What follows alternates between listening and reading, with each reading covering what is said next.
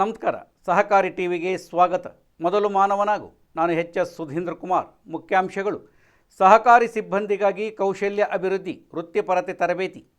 ಕರ್ನಾಟಕ ರಾಜ್ಯ ಸೌಹಾರ್ದ ಸಂಯುಕ್ತ ಸಹಕಾರಿ ನಿಯಮಿತ ಬೆಂಗಳೂರು ಇವರ ಆಶ್ರಯದಲ್ಲಿ 22ರಂದು ಸಂಯುಕ್ತ ಸಹಕಾರಿಯ ಸಿಬ್ಬಂದಿಯವರಿಗಾಗಿ ಕೌಶಲ್ಯ ಅಭಿವೃದ್ಧಿ ಮತ್ತು ವೃತ್ತಿಪರತೆ ತರಬೇತಿ ಕಾರ್ಯಕ್ರಮವನ್ನು ಕಾರ್ಕಳದ ರಾಜೇಶ್ವರಿ ನ್ಯಾಷನಲ್ ಹೈಸ್ಕೂಲ್ನಲ್ಲಿ ಆಯೋಜಿಸಲಾಗಿತ್ತು.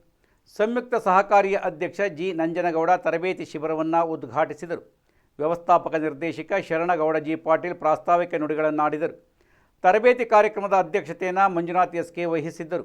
ಸಂಯುಕ್ತ ಸಹಕಾರಿ ಉಪಾಧ್ಯಕ್ಷ ಎ.ಆರ್. ಪ್ರಸನ್ನಕುಮಾರ್, ನಿರ್ದೇಶಕರಾದ ಭಾರತಿ ಜಿ. ಭಟ್, ಸಂಯುಕ್ತ ಸಹಕಾರಿಯ ಮಾಜಿ ವೃತ್ತಿಪರ ನಿರ್ದೇಶಕ ಸದಾಶಿವ ಶೆಟ್ಟಿ, ರಾಜೇಶ್ವರಿ ನ್ಯಾಷನಲ್ ಸ್ಕೂಲ್ನ ಅಧ್ಯಕ್ಷ ದೇವಿ ಪ್ರಸಾದ್ ಶೆಟ್ಟಿ ಮುಖ್ಯ ಅತಿಥಿಗಳಾಗಿ ಪಾಲ್ಗೊಂಡಿದ್ದರು.